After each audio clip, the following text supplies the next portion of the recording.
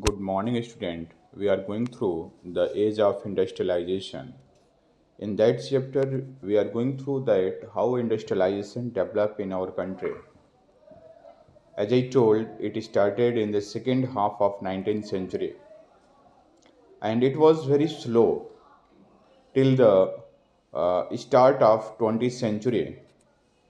And as we saw that the First World War gave opportunity to expand the industrial business, industrialization in our country. There are so many uniqueness, peculiarities which we have seen in the previous topic, that is the peculiarities of industrial growth. Now we will see what was about the small scale industry, what was their position.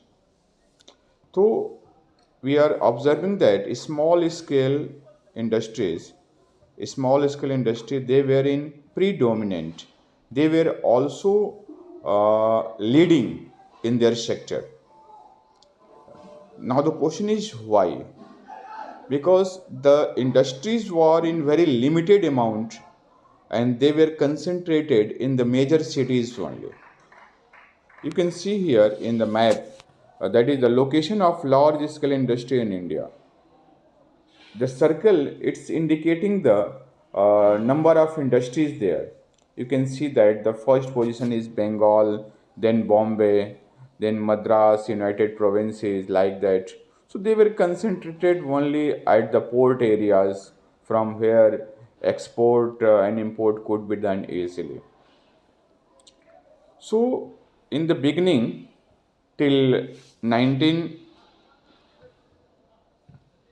till 20th century, in the beginning of the 20th century, the proportion of the worker, those who were employed in the big industry or large industry, they were very small in number. They were only 5 to 10%.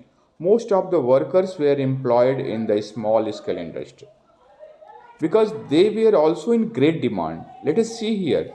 See, a hand woven cloth, ये हाथ से बुना हुआ cloth है. The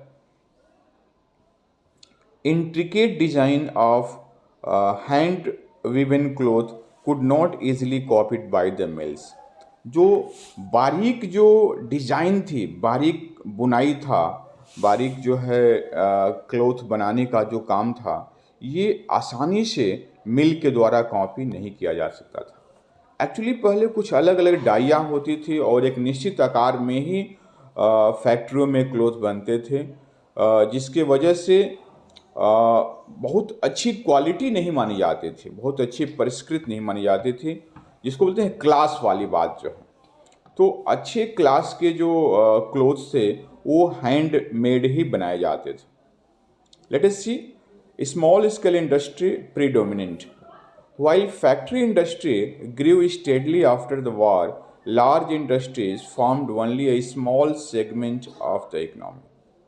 factory industry ग्रीव किया, war के बाद उनको मौका मिला अपने बिजनेस को एक्सपेंड करने के लिए, लेकिन जो large industry formed only a small segment of economy, वह उनका अर्थव्यवस्था में बहुत कम प्रोपोर्शन था.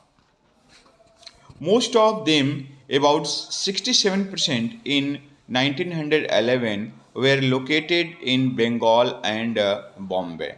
As we have seen in the figure, that most of the industry were located in Bengal and Bombay. Over the rest of the country, small scale production continued to predominate. और बाकी देश में small scale industry वह मुख्य रूप से अपना कार्य कर रहे थे. छोटे कुटीर उद्योगों में वस्त्र निर्माण का कार्य हो रहा था. Only A small proportion of total industry labour force worked in registered factories, 5% in 1911 and 10% इन 1931. केवल कम मात्रा में लोग जो है इंडस्ट्री लेबर में काम कर रहे थे. कम मात्रा में जो लेबर थे वह इंडस्ट्रियों में काम कर रहे थे, रजिस्टर्ड फैक्ट्रियों में काम कर रहे थे. 1911 में 5% लोग थे, जो कि 1931 तक 10% लोग ही मिलों में जाकर के, इंडस्ट्रियों में जाकर के काम करते थे.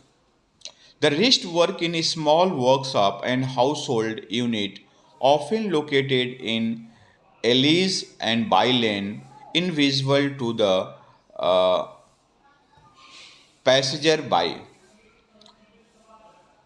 और जो बाकी लोग थे, बाकी जो 90% जो वर्क फोर्स था, they were working in the small workshop, छोटे छोटे दुकानों में, छोटे छोटे कुटीर उद्योगों में, अपने घरों में ये अपना कार्य करते थे. Often located in by-lane and that is the alleys and by-lane means गली चौराहों में, गली गुच्चों में, गली मोहल्लों में ये काम करते थे, जो जनरली नहीं दिखते थे, जो पास से गुजरने वालों को भी नहीं दिखते थे अंदर क्या काम हो रहा है, क्या नहीं हो रहा है. बिकॉज जो लार्ज इंडस्ट्री होती है वो विजिबल होती है, दिखती है, और जो अपने घर के अंदर क्या काम कर रहा है वो बड़े पैमाने पर सामने नहीं आ पाता. In fact, in some instant, handicraft production actually expanded in the 20th century.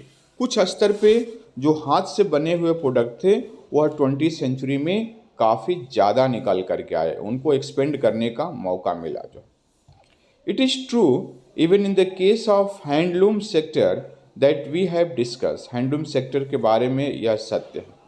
While cheap machine-made thread wiped out the spinning industry in 20th century, the weaver survived despite problem. आपको मालूम होगा कि जब इंडस्ट्रियां नई नई भारत में डलनी शुरू हुई तो उन्होंने मैनचेस्टर से अपना मुकाबला नहीं किया, उन्होंने थ्रेड बनाना शुरू कर दिया, जिसके वजह से जो भारत में हैंडलूम के द्वारा जो थ्रेड बनता था वो जो है, या फिर कहिए वो काफ़ी सस्ता होने के कारण लोग मशीनों से ही बने हुए थ्रेड को ज़्यादा प्रेफर करने लगे. यही कह रहा, while cheap machine made thread wiped out means इसको बाहर कर दिया the spinning industry in 19th century, the weaver survive despite problem. तमाम सारी समस्याओं के बाद बुनकर जो है किसी तरीके से वह अपना काम करते रहे. In the 20th century handloom cloth production expanded steadily, almost tripling between 1900 and 1940. ये कह रहा हाथ से बने हुए जो प्रोडक्ट थे वह 1900 से 1940 के बीच में लगभग 3 गुना ज़्यादा हो गए, 3 गुना मांग इनकी ज़्यादा हो गई. How does this happen? ऐसा कैसे हुआ? ऐसा इसलिए हुआ क्योंकि इन्होंने कुछ अपने वर्क को मॉडर्नाइज किया, छोटे छोटे स्मॉल इनोवेशन को शामिल किया, जिससे कि इनका प्रोडक्शन फास्ट होने लगा और कम रेट पे मार्केट में देने लगे. और चूंकि उनकी क्वालिटी यूनिकनेस होती थी इस कारण से इसे पसंद भी किया जाता था. So let us see here how does this happen कि हैंडलूम सेक्टर में किस प्रकार से ग्रोथ देखने को मिला 20th सेंचुरी में. This was partially because of technological changes. Handicraft people adopt new technology if that help them improving production without expensive pushing up cost. Handicraft people जो हस्तकला हस्तशिल्प वाले जो लोग थे वो नई टेक्नोलॉजी को अडॉप्ट करते थे अगर उनके कार्य उनके प्रोडक्शन में वह हेल्प कर रहा है और बहुत ज़्यादा पैसा नहीं लग रहा है, कम खर्चे में काम हो जा रहा है, तो उस टेक्नोलॉजी को अडॉप्ट कर लेते थे. So by the second decades of the 20th century we find weaving, that is the weavers using loom with a fly shuttle. Second half of 20th century में हम देखते हैं कि जो बुनकर थे वो अपने लूम में फ्लाई शटल लगा लिए थे. फ्लाई शटल एक प्रकार का डिवाइस होता था जिससे कि काम तेजी से हो जाता था. See it is a machine device used for weaving moved by means of ropes and pulley. It places the horizontal thread into the vertical thread. The invention of fly shuttle made it possible for weaver to operate large loom and weave out that is the pieces of cloth. तो वह लंबे कपड़े को बुनने में वह काफ़ी help होता था, जिसमें हॉरिजेंटल और वर्टिकल को एक साथ उसमें डाला जाता था, अलग अलग थ्रेड को एक साथ पिरोने का काम किया जाता था। इस तरह से हम देखते हैं कि second decades of 20th century में जो बुनकर थे अपने लूम में फ्लाइंग शटल को इंस्टॉल कराने लगे। दिस इंक्रीज प्रोडक्टिविटी पर worker, speeding up production and reduce labour demand, जिससे क्या हुआ, प्रोडक्टिविटी बढ़ने लगी और कम लोग ही ज़्यादा प्रोडक्शन करने लगे, लेबर के डिमांड में कमी आने लगे।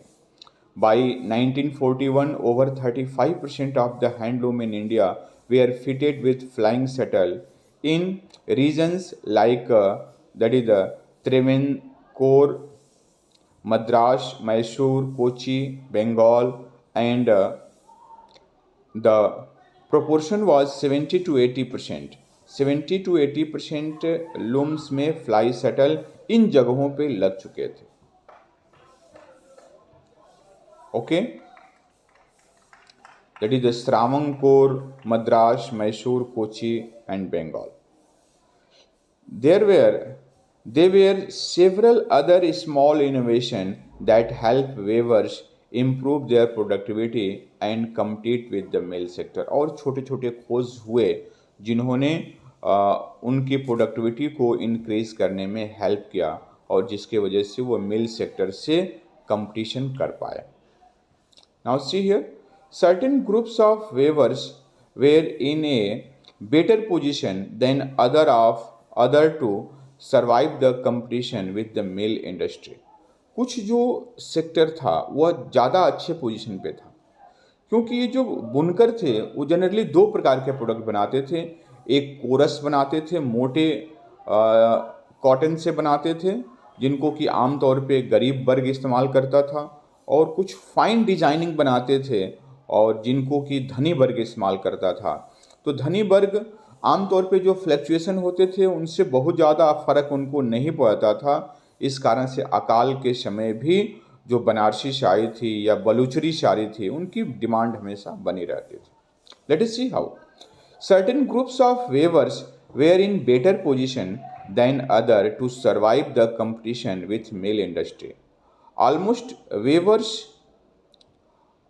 weavers, some produce coarse cloth while other wove finer varieties। कुछ मोटे क्लोथ बुनते थे और कुछ अच्छी क्वालिटी के क्लोथ बुनते थे।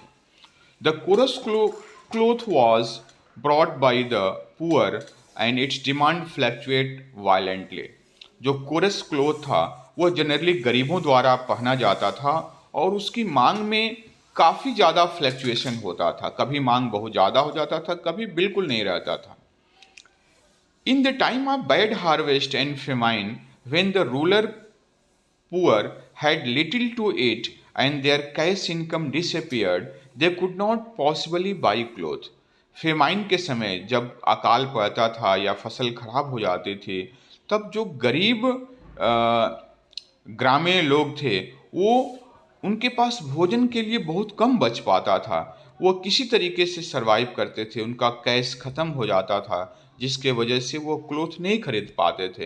किस तरह से भोजन की व्यवस्था कर लें उतना ही बहुत है। जो famine could not affect the sale of Varanasi and Baluchari sari. Varanasi और बलूचरी साड़ी जो कि काफ़ी कास्टली थी और महीन कार्य होता था, इनके डिमांड पे बहुत ज़्यादा असर नहीं पड़ता था फेमाइन का। Moreover, as you have seen, mill could not imitate specialized weaves. आपने देखा है कि मिल जो है वो खास तौर की बुनाई का नकल नहीं कर सकते थे, बिकॉज उनमें अलग अलग डाई, एक्चुअली पहले कंप्यूटर द्वारा ऑपरेटेड भी नहीं था, तो काफ़ी मुश्किल से वो बदल पाते थे डिज़ाइन को। एक प्रकार के डिज़ाइन वो निकालते थे और जिससे कि आमतौर पे मोस्टली सामान्य लोग ही उसको लाइक करते थे। ये कह रहा है that famine did not affect the sale। अच्छा okay. Moreover, as you have seen, mill could not imitate specialized waves, saris with a woven border, or the famous lungi and handkerchief of Madras could not be easily replaced by the mill product। तो मिल product आसानी से जो है जो साड़ियों पे जो बढ़िया से बॉर्डर किया गया है, बुना गया है, या लुंगी के ऊपर डिजाइन किया गया है, या और दूसरे हाथ से कारीगरी की गई है, यह आसानी से इनको हैंडलूम डिस्प्लेस नहीं कर सकता था। Weavers and other craft people who continued to expand production through the 20th century did not necessarily prosperous। ये कह रहा बुनकर ऐसा नहीं था कि सब ही अमीर थे या सब काफ़ी ज़्यादा संपन्न थे। They lived hard lives and worked long hour।